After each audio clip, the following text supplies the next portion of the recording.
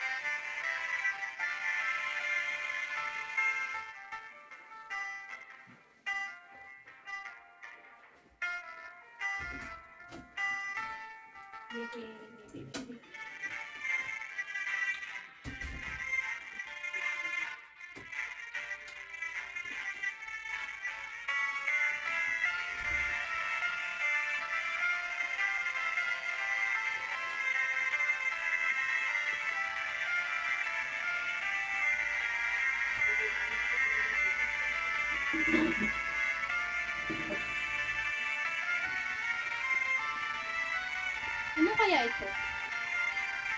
Mga gagawa lang muna ako ng aking takdaan.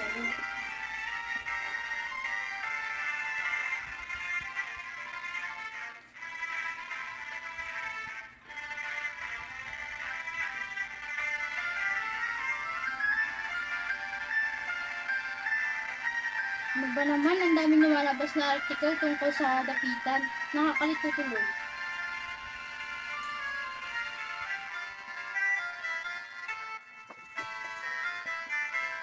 Uy, sakto!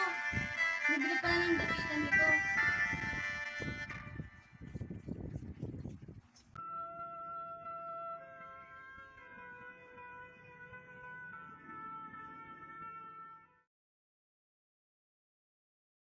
Ano naman kaya ang ginoong kasama ng mga Guardia Civil? Hindi ko kilala, ngunit tila taga-ibang bansa. Ang tindig ng kanyang pagtayo ay kakaiba. Mukhang siya'y mayaman. O siya, tama na ang kwentuhan. Halina't maglakad na tayo.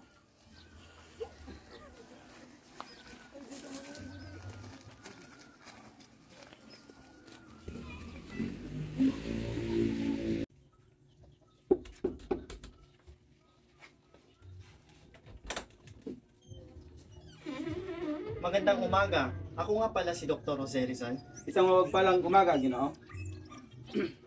Ikinagagalak kong makilala ka, Dr. Jose Rizal. Por cierto, soy Don Ricardo Carnicero Uy Sanchez, ang komandante ng hukbong Espanyol sa lugar. Maligayang pagdating. Halika at pumasok ka. Gracias. Hindi kayo naasahan, mayroon akong bisita ngayong araw na Ginoo. Kailanman ay hindi ako bisita. Halika at maupo ka. Salamat.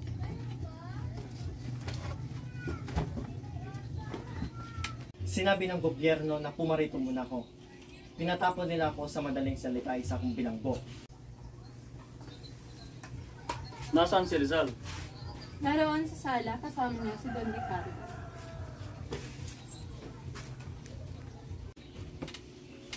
Padre, narito ko pala. Ipinakikilala ko sa iyo si Dr. Jose Rizal. Siya, ang sumulat ng hindi kaaya-ayang nobela na No Limit Tangere at El Filibusterismo. Siya ang dakilang irehe at kaaway ng Espanya at Iglesia Katolika. Kilala ko na siya, hindi mo na kailangan pang ipakilala pa sa akin.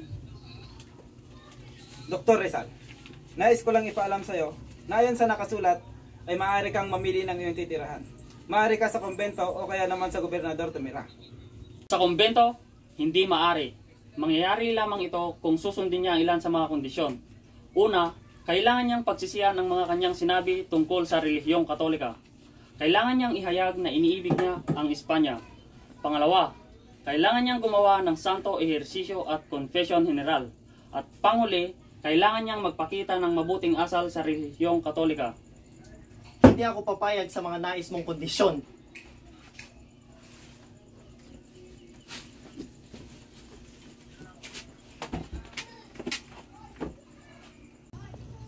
Ni wala akong marinig na ingay na nagtatawanan kundi ang walang tigil na pagdarasal ang tanging naririnig ko. Kailangan ko muna magpahinga, Kapitan. Adios, Doktor.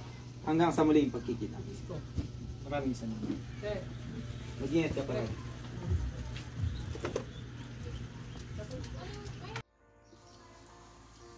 Mahal kong ina, na sa mabuting kalagayan ka. Alam kong hindi ka nila pababayaan dyan sa Hong Kong. Huwag kang mag-alala sa akin, Inay. Maayos naman po ang kalagayan ko.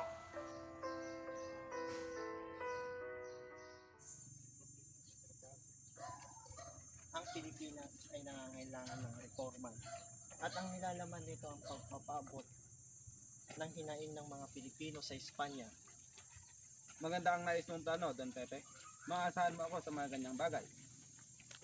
At kailangan natin pigilan ang pangangailam ng mga praile. Diyan tayo mahihirapan sa plano mo, Don Pepe. Ngunit sumusobra na sila, Kapitan. Nang dahil sa kanila ay hindi ko makapiling ang aking pamilya. Ano ba ang nais mong gawin, Don Pepe? Kalayaan para sa relihiyon at terorismo. Ginoo, kayo po ba yung pinag-uusapan sa bayan na magaling maggamot? Gamutin niyo po ako, Ginoo. Anong gagamutin natin sa inyo? Wala po ako maibabayad, Ginoo, pero maasahan niyo po ako sa ibang bagay.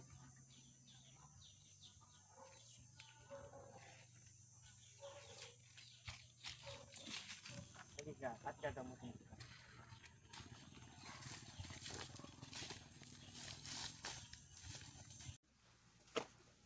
Maayos naman po ang inyong kalagayan, ngunit kailangan niyo muna magpahinga.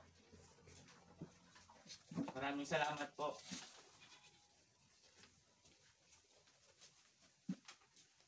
Maaari niyo bang ayusin ang aking mga mata?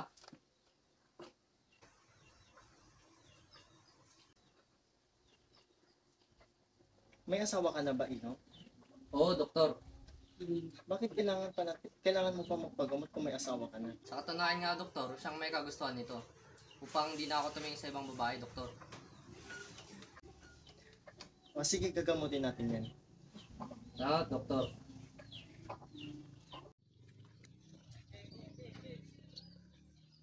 Nais niyo pa rin ba magpagamot sa akin, Padre? Kahit na isa kong erehe? Padre, umupo. Hindi mo na ba ako natatandaan, Rizal? Ganyan ka na pala ngayon. Ikaw pala, Padre. Nakikilala kita. Sino bang makakalimot sa'yo sa galing mo magturo patungkol sa medisina? Kung hindi mo itatanong, Kapitan, si Rizal ang paborito kong estudyante sa Ateneo. Abay, hindi na ako magtataka, Padre, sapagkat napakahusay niya. Kaya nga binansagan akong nawawalang tupa. Hindi ka nawawala, Pepe. Sadyang nakalimot lamang. Nga pala, matanong kita. Naniniwala ka pa ba sa Diyos? Kailanman ay hindi ko pagdududahan ang sariling buhay ng Panginoon. Ngunit hindi ko rin maitatanggi na naniniwala ako sa sarili kong buhay. Ang aking gabay sa paniniwala ay ang aking konsensya. Napapalalim na ata ang diskusyon. Don Ricardo, si Padre Sanchez ay itinuring ko ng isang ama. Siya nga ang naging modelo ko sa paggawa ng mga tula. Kung pwede lang sana ako ang iyong ama, ngunit kasalanan sa isang padre ang maging ama. Padre, may tatanong lang sana ako. Ano yan, Rizal? Bakit hindi ko pwedeng ipagtanggol ng sarili kong kaso? Alam mo, Rizal, maraming nagsasabi na masyado para makatwirang. Pati ba naman dyan ay wala kong karapatan, Padre? Ngunit bakit patuloy mo ito pinaglalaban? Ang hadikain ko ay para matulungan ang kapwa ko Pilipino. Hindi ba merong mas maraming paraan para matulungan mo sila? Wala namang masama sa mga ginagawa ko. Kaya ganda naman ng buhay mo rito, Rizal. Sariwang hangin. Marami po nang pwede mong gawing lilim at malinaw na tubig. Sa tingin mo maganda? Eh maganda, isa kong bilanggo. Pepe, magbabalik loob ka na ba sa Diyos? Kaya nandito ka para kumbinsin ako? Oo, ngunit tila hindi matuloy ang aking misyon. Babalik na ako sa Manila at ako'y kanilang nang hinahanap. Hindi na. Pasensya na, Padre.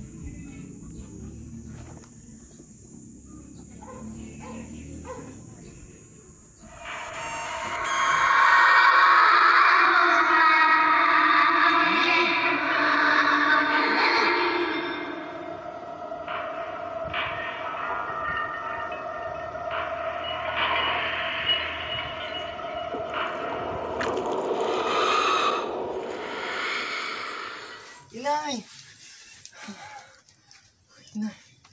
Saan tayo, Inay?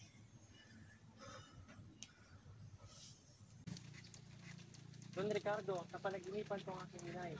Anong nangyari sa iyong ina? Masama ba ang iyong panaginip? Don Ricardo, nais ko sanang makasama ang aking inay sa kanyang huling hininga. Nandun sila ngayon sa Hong Kong kasama ang aking mga kapatid. Magandang umaga, mga Magandang umaga, Madre. Kasi lang, Anong nais mong gawin, Dr. Rizal? nais ko sanang makasama ang aking mga kapatid or dito sa dapitan. Hayaan mo, itatanong ko ito sa Gobernador General. Maraming salamat, Kapitan. Walang anuman. Sana'y pumayag sila na manirahan dito sa dapitan. Papangako ko na tutulungan ko bangon ng kapitan.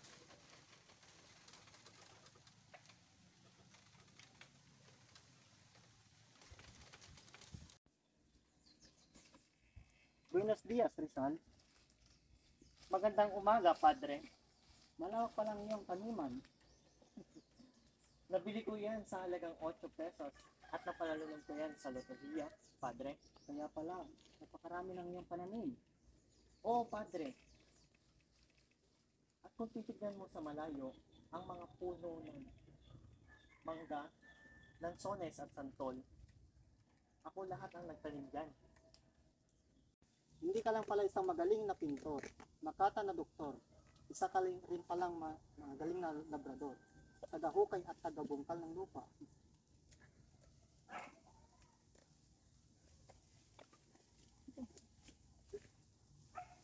Pepe, meron akong masamang balita sa'yo.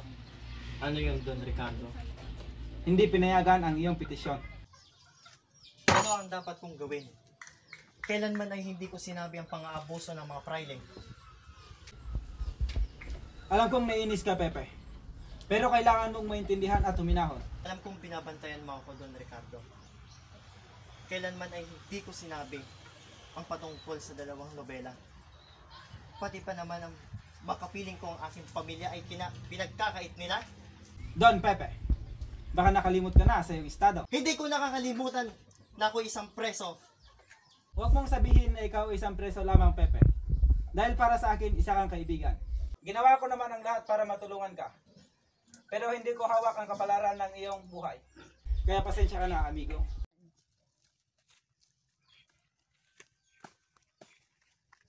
Magandang araw, Ginoong Rizal. Anong ginagawa niyo rito? Ba't wala kayo sa paralan? Hindi po kasi kami kayang pag-aralin ng aming mga magulang.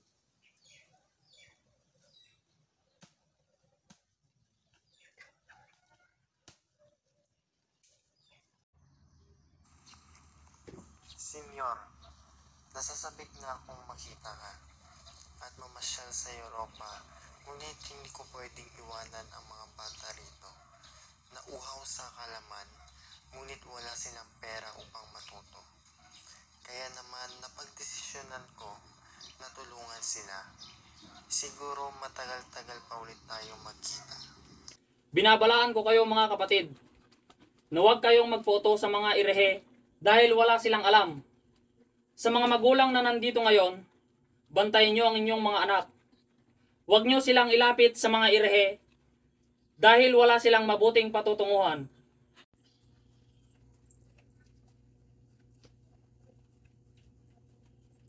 Masagot ako sa iyo.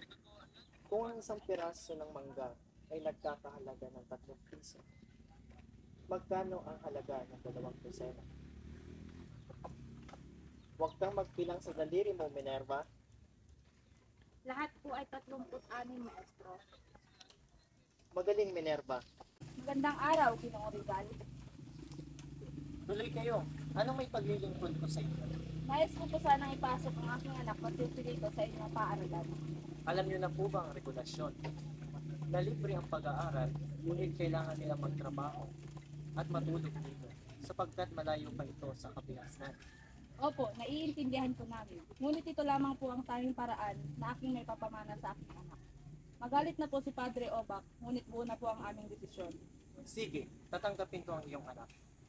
Maraming salamat po. Maraming salamat po, Ginoong Rizal. Sige.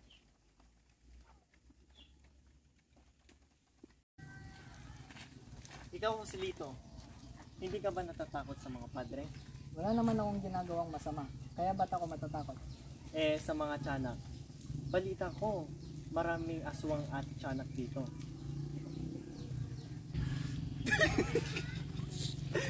Uy, nandiyan na si Maestro. Oh, wow. Magandang hapon, Maestro. Magandang hapon din. Naku, nawawala ang aking baston. Dala-dala niyo po kanina nung kasama niyo si Silito sa gubat. Ay, oo nga pala. Joselito, halika dito. Kunin mo ang aking baston doon sa gubat. At pumaroon ka na.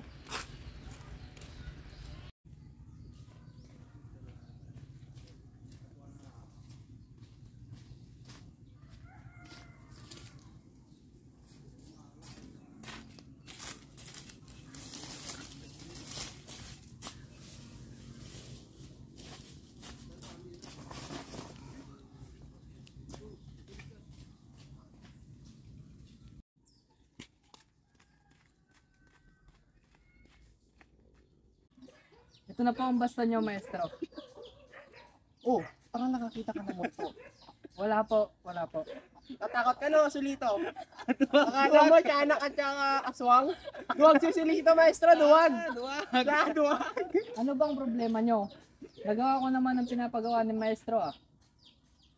Kaya nga, magsitigil na kayo mga bata. Bigyan natin si Joselito ng malakas na palakpak. Salamat sa inyo. Walang ano man. Maligayang pagdating po sa inyo, Don. Tumuloy po kayo. Salamat sa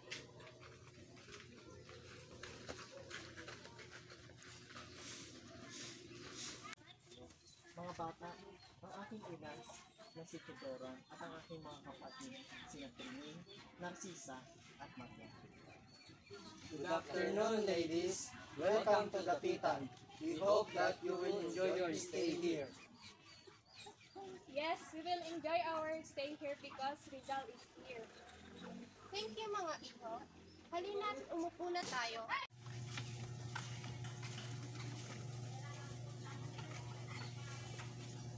Mga English pala ang mga bata rito. Pasensya inay, dahil nag-aaral kami ng Ingles. Ah, ganun ba? O siya, nag-abala pa kayo? Kamusta ang inyong biyahe, inay? Mabuti naman. Si tatay, kamusta? Mahina na ang iyong itay Pepe. At si Pasyano naman ay abalang-abala sa kanyang mga sakahan. Si Leonor, kamusta na siya? Pepe, huwag ka sanang mabibigla. Ngunit alam mo naman na nagpakasal na siya, di ba? Saan siya ngayon? Pepe, kasi sa inyo, wala na siya. Patay na siya, Pepe.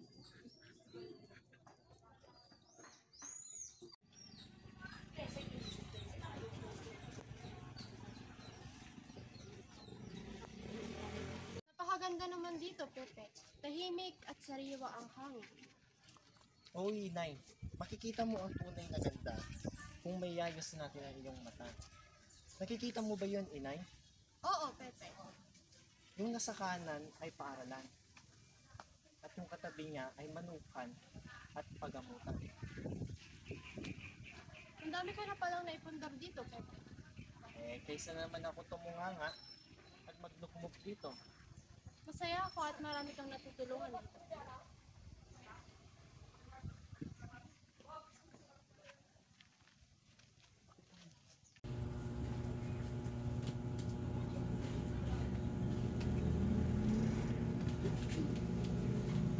Malabo na talagang inyong mata, inay. Handa na po ba kayo magpa-opera? Sapagkat kung tatagalan pa natin ito, ay tsak na mabubulag ka. Handa na ako, anak. Gawin mo na ang lahat ng iyong makakaya upang hindi ako umabot sa puntong hindi ko na kayo makikita.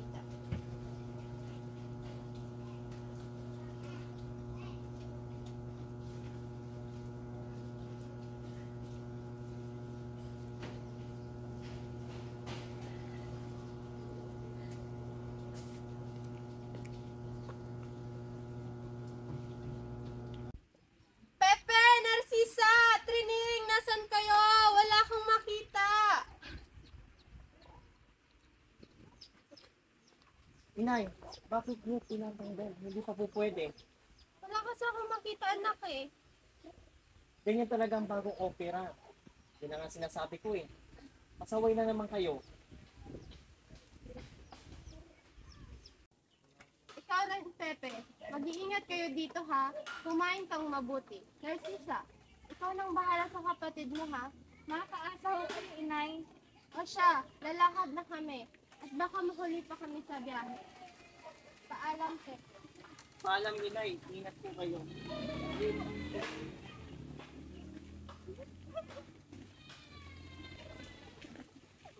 Ang karagatan ay sumisimbolo ng kapayapaan at katahimikan. Ngunit nang manirahan ako rito, ay katahimikan lang ang aking nadama. Walang kapayapaan sapagkat patuloy pa rin akong pinaghihinalaan ng mga pride na isa akong erehe. Good morning. We are looking for Dr. Hondarizal. Maestro, may bisita po kayo. Dr. Jose Rizal, ako nga po pala si Manuela Orlan at ito nga po pala si Josephine Bracken. Hi, I'm Josephine Bracken. It's nice to meet you. Dr. Rizal, I'm George Topher. They say that you're the famous doctor here. I was hoping to avail your services. Come, Mr. Topher, and sit.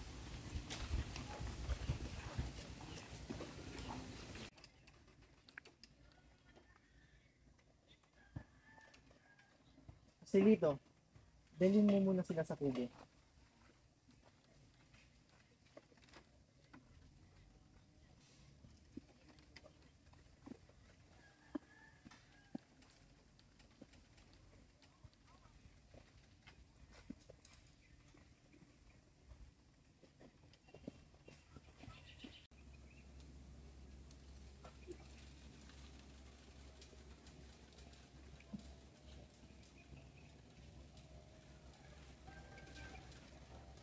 How was your trip?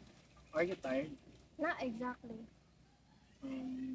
By the way, I am an author too, and write many novels. But my last novels did me a trouble because of some people that trying me to accuse me those action that I don't do. Poor Rizal. I've seen you in Hong Kong, and your name is famous there. As they say, you are the best doctor in the Oh, so I see too for sure. Maybe, but it was 3 years ago, so I was 12 back then. I also remember that you are handsome before and until now.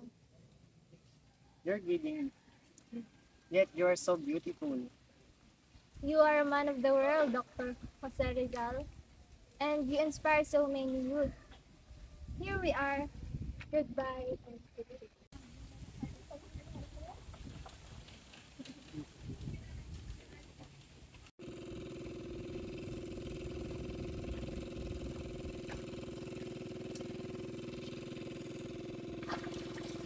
Here, let me help you. Oh, you frightened me. I can handle this. By the way, how was your father? Actually, he's not my total father. Oh, I see. But where is your great father? I Do you don't know him? I don't know.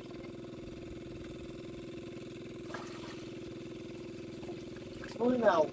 Josephine! I think I have to go. Thank you.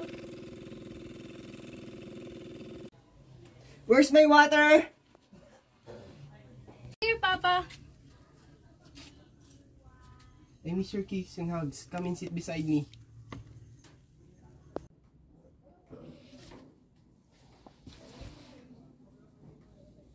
You've grown so far. Can you kiss and hug me just like before when you were young?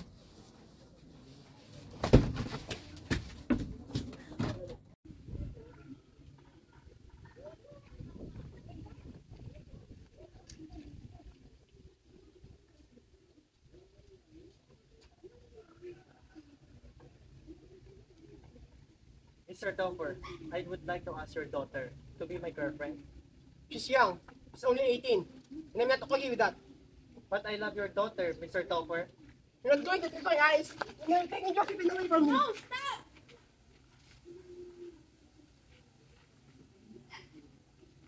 Josephine!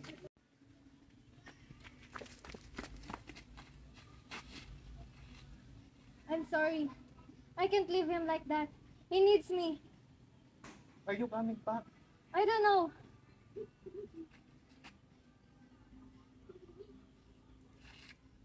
Everything will be okay.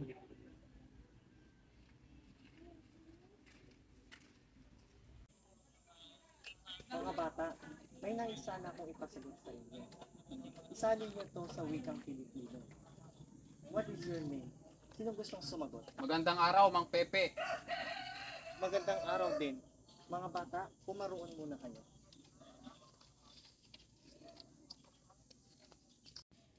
Taga saan kayo? Batid ko na isa kang Tagalog. Taga Kalamba, Mang Pepe. Magkamag-anak nga po tayo eh. Malayong magkamag-anak, pero magkamag-anak pa rin. Pablo Mercado po. Pablo Mercado? Ngunit wala akong nakikilalang Pablo Mercado. Mang Pepe, matagal po kayong wala dito sa Pilipinas. At ako naman po hindi na permi dito sa Kalamba. Dahil isa po akong lagalag. Ganun ba? Hindi niyo po ba ako papaupuin, Mang Pepe? Halika, umupo ka. Maraming salamat, Mang Pepe. Bakit ka naparito? Naparito po ako upang ipaalam na ako po ay nakikisa sa inyong layunin. At handang-handa pa akong maglingkod sa inyo. May gusto ka bang ipahiwatig? Ang ibig ko lang pong sabihin ay kung may nais po kayong iparating sa ating kababayan patungkol sa ikabubuti ng ating bayan, handa po kong ipuslit ang mga impormasyon mula dito. Makakaalis na kayo dahil wala akong panahon sa mga bagay na yan.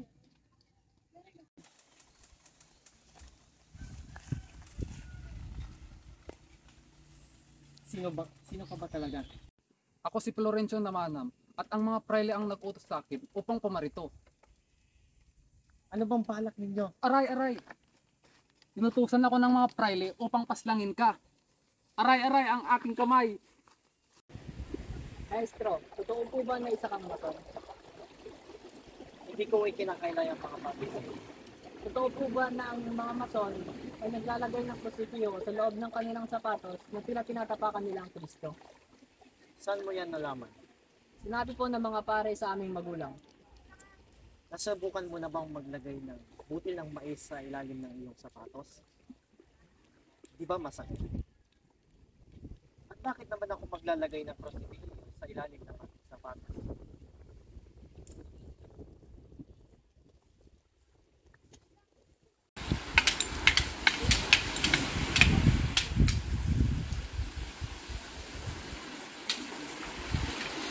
Mga bata, huwag kayong paghinanong loob sapagkat ganyan talaga sa umpisa at matututunan nyo. At lalo na rin natutunan nyo na rin kung paano mag-arnis at eskrima at ang pinakamahalaga ang jujitsu. Sige, magsimula kayo ulit.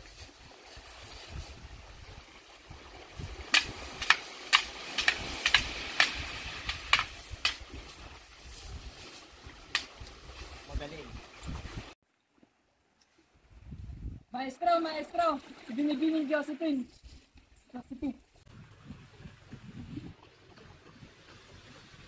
You give back to Josephine. You are here. How's Mr. Topher? I found a companion for him. By now, he should be back in Hong Kong. He has a beautiful sight when I leave him, but it couldn't stop me to come back. Ano ang may paglilingkod ko sa inyo? Padre, nais po sana namin magpakasal. Ngunit hindi ako nagkakasal ng isang erehe. Ngunit, Padre Obak, Wala namang problema sa babaeng nais mong pakasalan. Alam ko naman na isa siyang Katoliko. Ngunit ikaw ang problema. Nais kong magbalik ka sa Iglesia Katoliko. hindi kami nagbubulag-bulagan, Padre. Magkakaalis na kayo. You trust me, brother. Accept me as your husband.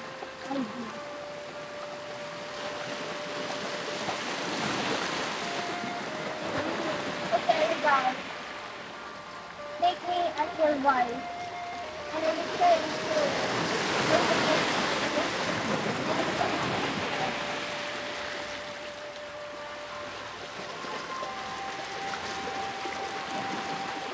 With that, our witness, with words and cease our love, we declare ourselves husband and wife.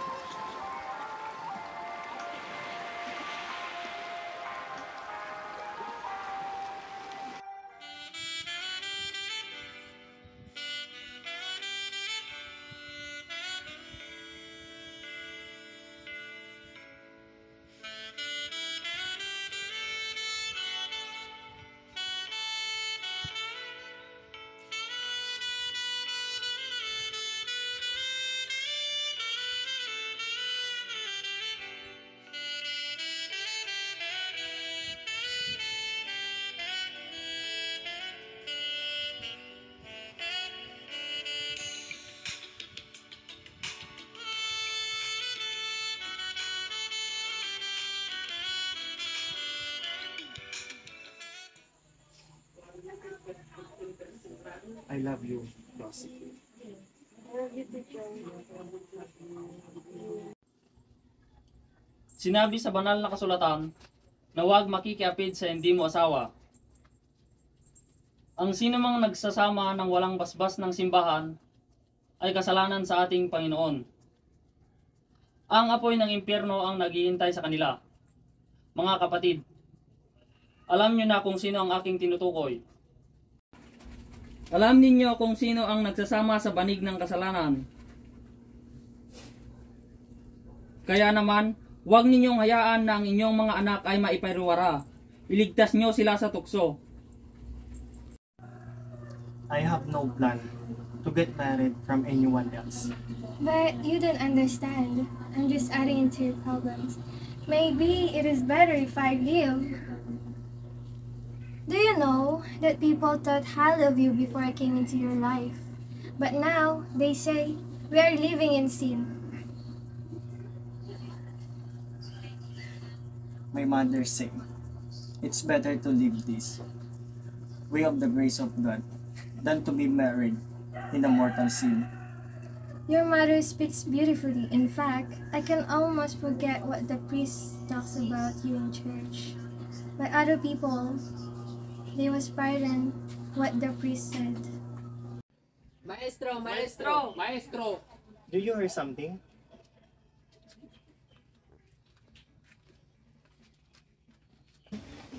Anong ginagawa niyo rito? Anong ginagawa natin dito? Hindi ba't pasokan na bukas, maestro, kaya kami narito? Hindi ba kayo natatakot sa impyerno? Hindi po, maestro. Di ba nga po, maestro, tulad po ng tinuro ninyo, na ang karunungan ay walang silbi sa isang duwag. Eh kayo mga magulang, Aba, senyor, isang malaking karangalan na maturuan ng aming mga anak ng isang pantas na katulad. At narito po kami ngayon upang dumulog sa inyo at ihabilin ang edukasyon ng aming mga anak.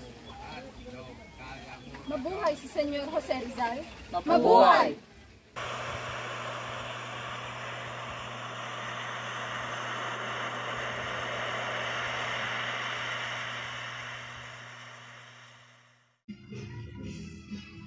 Gusto mo bang lansones dito?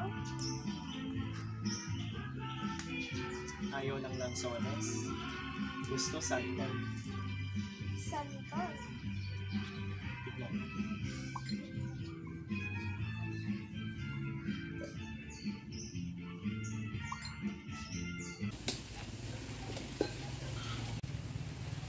Uy, di ba't siya yung kinakasama ni Dr. Jose Rizal?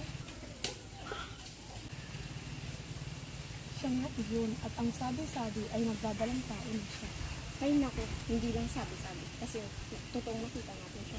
Kung patawarin na nga sila ng Panginoon sa kanilang ginagawang mga kasalanan.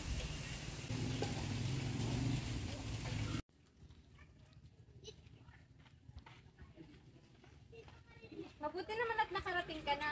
Nabili mo na ba ang lahat ng kasangkapan para sa iluluto natin ngayong araw? Ayos ka lamang ba? Si Pepe ba'y nagtungo rito? Hindi pa naman. Bakit mo na itanong? Sisa, naalala mo ba si Manuela Orlac? Yung kaibigan at kasama ni Josephine noong una siya nagtungo dito sa dapitan? Oo, bakit? Alam mo bang isa siyang kalaguyo ng isang praile sa Maynila? At saan mo naman nakuha ang sabi-sabi na iyan? Sabi nga nila, may tengang lupa at may pakpak ang balita. Hindi ko nga mawari kung ba't naging kaibigan iyon ni Josephine. Si Josephine na naman ang nakita mo. Hindi lang ako, Pepe, kundi ang buong dapitan. Bakit? Hindi mo naman siya tinatago, di ba? Hinayaan mo nga siya magtungo sa kabayanan kahit alam mo kapansin-pansin ang kanyang kondisyon. Maria, huminahon ka. Bakit, Sisa? Hindi man lang inisip ni Pepe ang isipin ng ibang tao. Sasabihin ng ibang tao? Ang mahalaga ay kaming dalawa. Na mabuti ang aming pagsasama ay sapat na iyon. Paano kami? Paano kaming pamilya mo? Paano ang mga anak namin na iyong mga pamangkin dahil nagiging usap-usapan na rin sila dahil sa iskandalo ang nangyayari sa inyo? Isang iskandalo? Para sa iba? Bakit, Pepe? Sino ba yung Josephine na yan? Isang estranghera? Isang yagita ng galing sa Hong Kong na padpad dito sa dapitan. At swerteng nakasilo ng isang iho de buena familia. Maria, bakit ba ganyan ang yung sinasabi? Isa mang estranghera si Josephine, pero mabait siya. Isa siyang mabait, malalahanin at masunurin. At hindi yun magagawa ng isang Pilipina. Masunurin? Dahil yan ang gusto mo, Pepe. Ang isang babae hindi nakikipag-away sa iyo.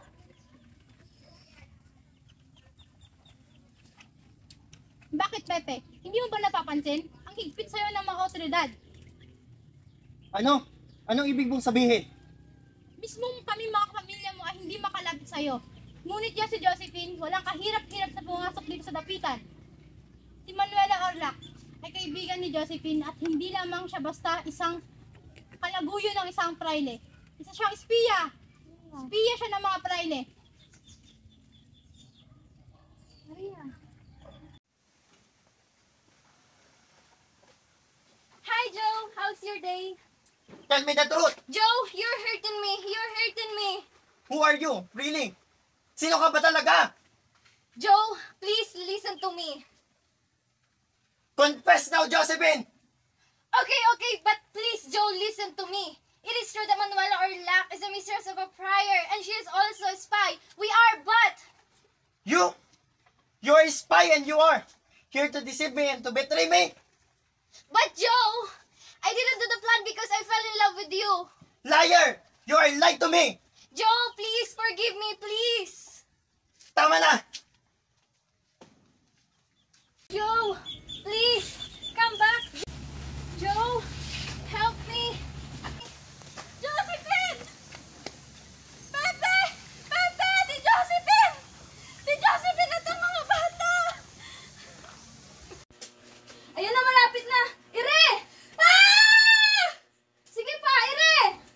Ah! Ire! Ah!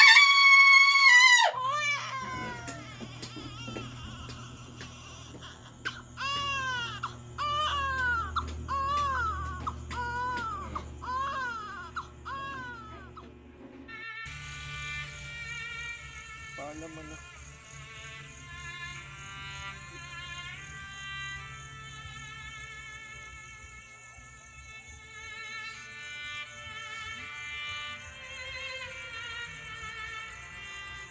Sa muling pagkikita.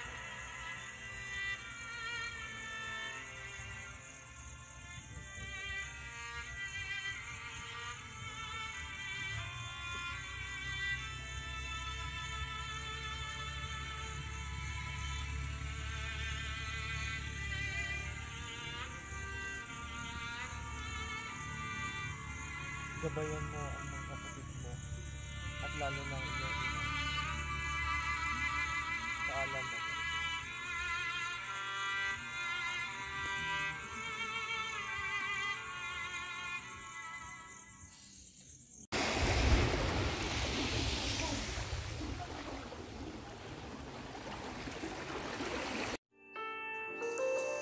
Don Fernando Blumentritt, mahal kong kaibigan.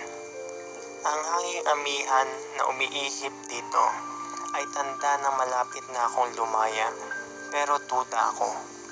Sa tagal ng aking paglalagip dito, ay nawalan na ako ng pag-asa na makita ko pa ang aking kalayaan. Talagang hindi pa rin pala siya sumusuko. Mag-aapat na taon na siya dito sa dapitan, ngunit hindi pa rin siya tumitigil sa ganyang mga pakanak. Maging doktor ng mga Espanyol, maniniwala ka ba sa ganyang sinseridad ng ganyang alok? Bakit hindi? Hindi ba't naipakita naman niya ang kanyang sinseridad dito sa dapitan? Malinaw ang kanyang intensyon, at iyon ang magtungo sa Cuba upang mapag-aralan ang mga revolusyon doon at dalhin dito sa Las Islas Pilipinas. Lo siento mucho, Don Pepe. Patungkol sa iyong kahilingan, ay sumunod na ako sa Gobernador General sa Manila. Ngunit hanggang sa ngayon ay wala pa rin silang kasagutan. Maraming salamat sa iyo, Don Ricardo. Huwag kang mag-alala at kakalimutan ko ang mga bagay na yan. Masaya na ako dito sa dapitan at marami pa akong gagawin dito.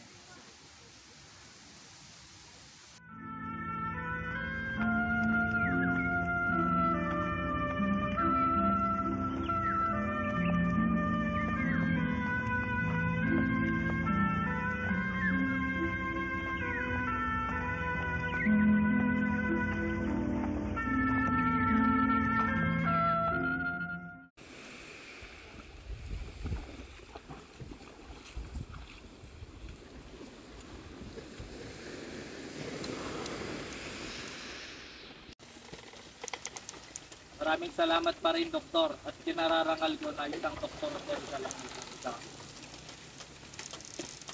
O siya, magpahinga na kayo. May tubong na pinanda doon para sa mga bisitang umakyong mula sa Maynila.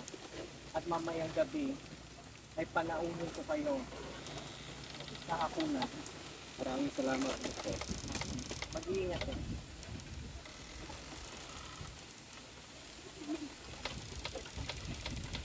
Magandang araw po.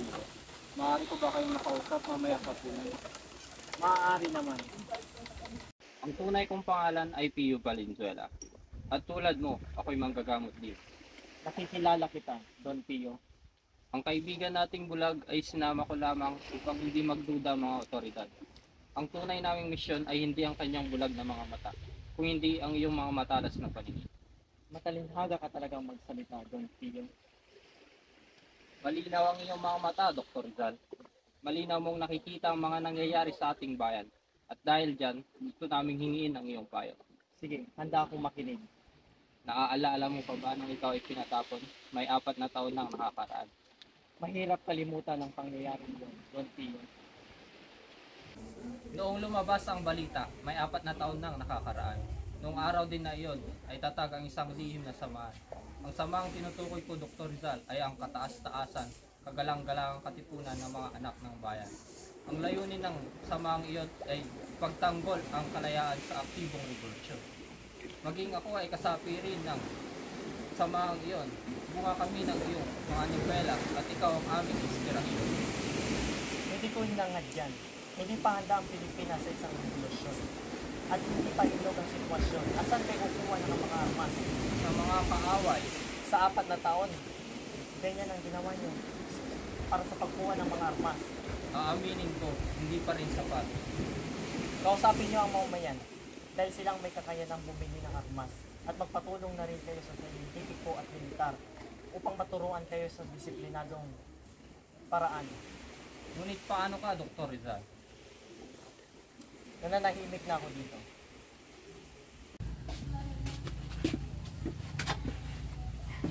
Don Pepe, ang sulat mula sa Gobernador General ay dumating na.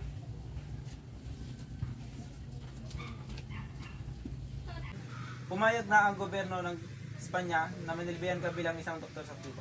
Amigo, ito na ang iyong pinakaihintay. Noong 1 taon ko pa ito hinihintay. Pwes, dumating na ang gusto mo. Ngunit alam mo na nabuo ng aking desisyon na manirahan dito ng permanente sa dapitan. Akala ko pa naman ay matutuwa ka. Kung dumating ito noon sana, ay maaari akong matuwa. Ngunit ngayon, para akong hinahinan ng pagkain, ngunit busog na ako. Pwede ka pa matras, Don Pepe. Ano na lang ang sasabihin ng gobyerno? Humingi ako ng pabor? At nang ibigay ay aayaw na ako? Maghahanda na ako. Sigurado ka ba, Don Pepe? Sa 1 buwan ay dadating ang isang barko. Naghihintay na ako sa daungan. Pepe! Meron ako magandang balita. Ano iyon? Salamat sa Diyos at makakalaya ka na. Matutuwang inay rito. Ngunit bakit kailangan mo mag-antay ng isang buwan? Bakit mo pa kailangan antayin ng susunod na barko? Marami pa akong kailangang ayusin. Marami pa akong pautang na kailangan singilin. Maghanap muna ako ng bibili ng lupang ito. Ngunit baka ano pang isipin ng mga otoridad kapag maglalagay ka pa ng isang buwan rito? Baka magbago pa ang isip nila. Pepe, bukas ay may aalis na isang bapor. Kailangan pag alis nun ay nakasakay ka na.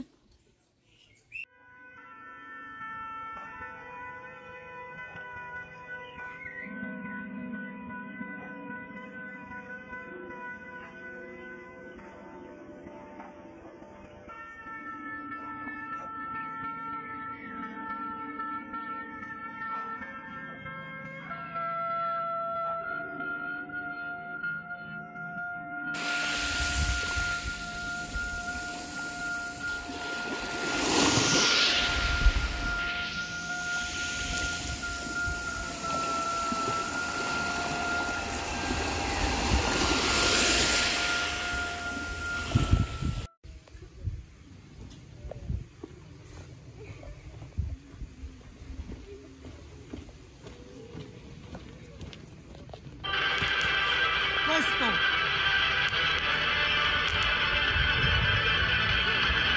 Listo! 1, 2, 3, ¡fuego!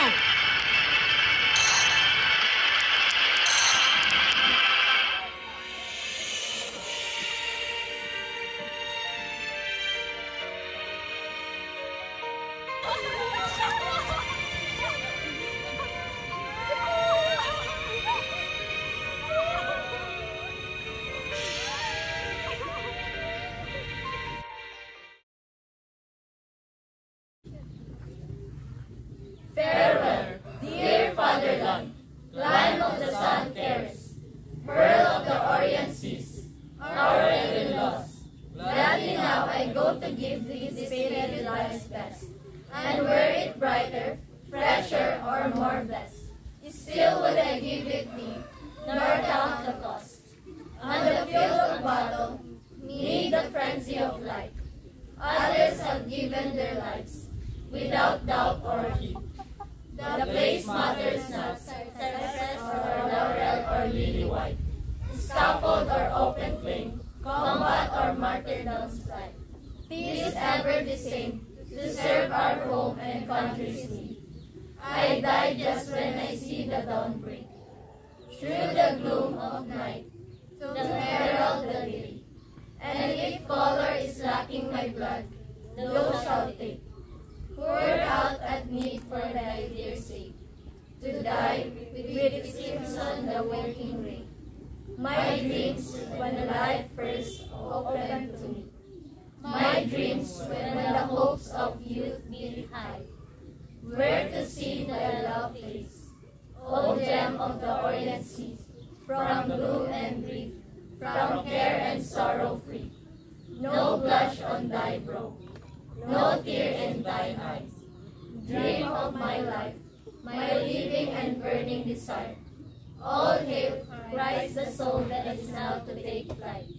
All hail, and sweet it is for thee to expire, to die for thy sake, that thou mightst aspire, and sleep in thy bosom eternity's long night. If over my grave someday those seeds grow, in the grassy sod, a humble flower, draw it to thy lips and kiss my soul so, while I may feel on my brow in the cold of the dawn the touch of thy tenderness, thy breath's warm power. Let the moon beam over me soft and sweet. Let the dawn shed over me its radiant flashes. Let the wind breathe the sad lament over me keen.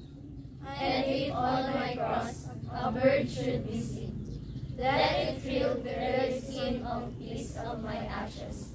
Let the sun draw the vapors up to the sky, and heavenward in purity bear my tardy protest. Let some kind soul over my untimely faith sign, and in the still evening a prayer be lifted on high. From thee, O my country, that in God I may rest. Pray for all those that helpless have died, for all who have suffered the unmeasured pain, for our mothers that bitter in their wombs have cried, for widows and orphans, for captives by tortured pride, and then for thyself that redemption's blow may speak. And when the dark night wraps the graveyard around, with only the dead in their vigil to see, break not my repose or the mystery profound, and perchance thou mayst stray aside in him sound. This I, O my country, raising a song unto thee, when even my grave is remembered no more, unmarked by never a cross or a stone. Let the flow sweep through it, the spade turning over the white atmosphere carpet thy earthy floor. Before into nothingness at last they are blown, then will oblivion bring to me no air, as over thy vales and plains I sweep, throbbing and cleanse in thy space and air. With color and light, with song and lament I fare, ever repeating the faith that I keep. My fatherland adore that sadness to my sorrow lends. Beloved Filipinas, hear now my last goodbye. I give thee all, parents and kindred and friends. For I go where no slave before the oppressor bends, where fate can never kill, and God reigns ever on high. Farewell to you all, from my soul far away. Friends of my childhood, in the home, disposes. Give thanks that I rest from the wearisome day. Farewell to thee, to sweet friends, that lighten my way. Beloved creatures all, farewell in death, there is rest.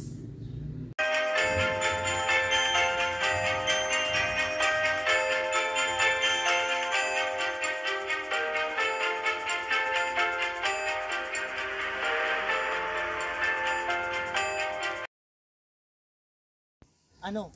Ano bang balak ninyo? Inutusan ako ng mga prele upang paslangin ka. Aray, aray, ang aking kamay. Tinutulak mo naman ako. Hoy, ano bang, paano pagtatanggalin? Hindi naman to, ano? Hindi mo matatanggalin. Ay, hindi mo matatanggal na.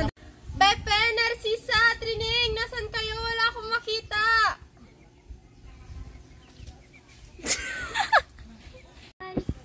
Action! Nandiyan na si Maestro. Uy! Mabuhay! Mabuhay! O siya, tama na ang kwentuhan. Halina't maglakad na tayo.